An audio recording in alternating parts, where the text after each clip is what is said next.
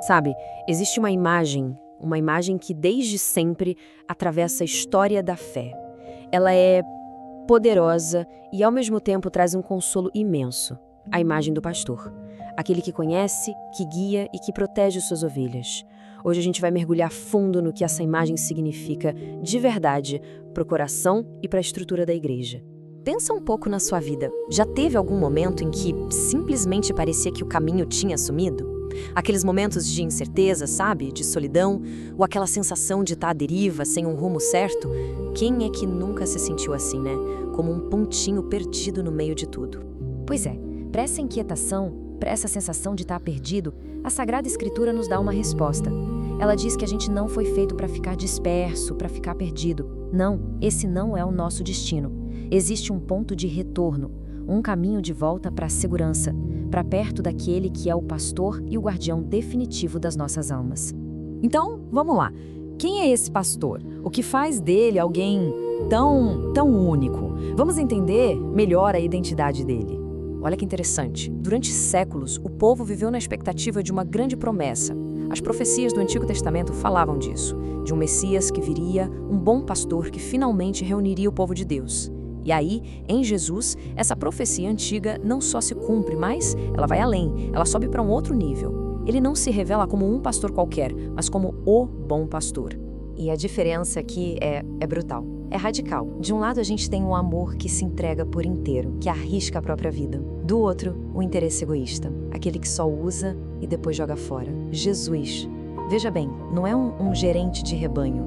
Não, ele cria uma relação pessoal, íntima, chamar pelo nome, conhecer de verdade e guiar para uma vida plena. Essa é a marca dele. Mas a missão do bom pastor aqui na Terra não era algo passageiro, que acabaria ali. Ele tinha um plano, sabe? Ele arquitetou um jeito de garantir que o seu rebanho nunca, jamais ficasse desamparado. E aqui, olha, a gente chega num ponto que é absolutamente crucial. Quando ele volta para o Pai, o bom pastor não deixa um vazio. Não mesmo. Pelo contrário, ele deixa um alicerce, uma estrutura visível. Para quê? Para que a presença dele e o cuidado dele pudessem continuar de um jeito bem concreto ao longo dos séculos, bem no coração da sua igreja. E esse diálogo entre Jesus e Pedro é fascinante. Não é só sobre entregar uma missão, é sobre o fundamento dessa missão. Pense bem. Cristo pergunta 3 vezes a Pedro se ele o ama, uma pergunta para cada vez que Pedro o negou durante a paixão. A lição aqui é de uma força tremenda. A liderança na igreja não é sobre ser perfeito, é sobre o amor. Um amor que foi quebrado, sim, mas que se arrependeu e foi restaurado. É esse amor, e só ele, que qualifica alguém para cuidar do rebanho de Cristo. E esse gesto de Jesus não foi algo só para aquele momento. Foi pensado para durar, para ser perpétuo. Como o Concílio Vaticano II explica tão bem, Pedro e quem viesse depois dele se tornariam esse ponto de referência, sabe? O fundamento visível que garante que mesmo com todas as tempestades da história, a igreja continue unida.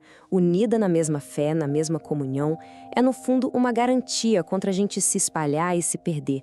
Entender essa função de Pedro como a rocha da igreja nos leva naturalmente a pensar na figura dos seus sucessores. Vamos ver agora essa conexão espiritual que chega até hoje, até os nossos dias. O título é Vigário de Cristo, e ele carrega um peso, uma responsabilidade imensa.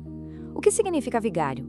Significa aquele que faz as vezes de, ou seja, o Papa não age por uma autoridade que vem dele mesmo. Ele age no lugar de Cristo, como seu representante visível aqui. A missão dele, guiar, ensinar, santificar. É de fato a continuação daquela mesmíssima missão do bom pastor. E olha que coisa linda essa expressão de Santa Catarina de Siena, uma doutora da igreja. Ela o chamava de o doce Cristo na terra.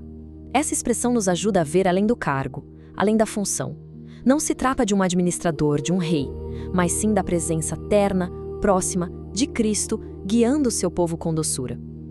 É uma visão que só pode nascer da fé. Isso é simplesmente brilhante, porque a igreja lá no comecinho já entendia isso perfeitamente. O livro dos Atos dos Apóstolos conta que quando Pedro foi preso, a comunidade não fez um protesto, não se revoltou. Qual foi a resposta deles diante da crise? A oração. uma oração constante e incessante. São João Crisóstomo até chamou isso de o remédio invencível, porque eles sabiam lá no fundo que a força que protege a igreja e seu pastor não é uma força deste mundo. Ok, então se a gente recebe esse presente, esse dom de ter um pastor visível, a fé nos convida a dar uma resposta. E não é uma resposta por obrigação, sabe? Mas uma resposta que nasce do amor. Um amor de filho, um amor inteligente. E o ponto-chave aqui é que esse amor não é um sentimento vago, solto no ar. Ele se mostra em atitudes concretas. Como? Bom, primeiro, rezando por ele, pelas suas intenções, todos os dias. Afinal, ele carrega o peso de toda a igreja. Segundo, buscando conhecer o que ele ensina, partilhando isso. Terceiro, acolhendo as orientações dele com uma obediência de fio, com confiança. E por fim, oferecendo nosso trabalho, nossos sacrifícios por ele. É um jeito de participar ativamente da missão dele. E que fique claro, isso não tem nada a ver com adular uma pessoa, com um culto à personalidade. Não é isso. É o que um santo chamou de uma bela paixão. Um entusiasmo que nasce da fé. Porque quando a gente ama e respeita o sucessor de Pedro, o nosso olhar de fé vai mais fundo. A gente enxerga nele o próprio Cristo, a quem ele serve e representa. E tudo isso nos deixa com um desafio, uma pergunta para a gente pensar. Não para deixar para amanhã, mas para pensar agora, hoje. Como é que a gente pode ser, hoje, uma só coisa com a cabeça? De que forma bem concreta, no nosso dia, a nossa oração, um pequeno sacrifício, a nossa obediência, como isso pode nos unir mais a Cristo através da comunhão com o seu vigário aqui na Terra. Para sempre seja louvado.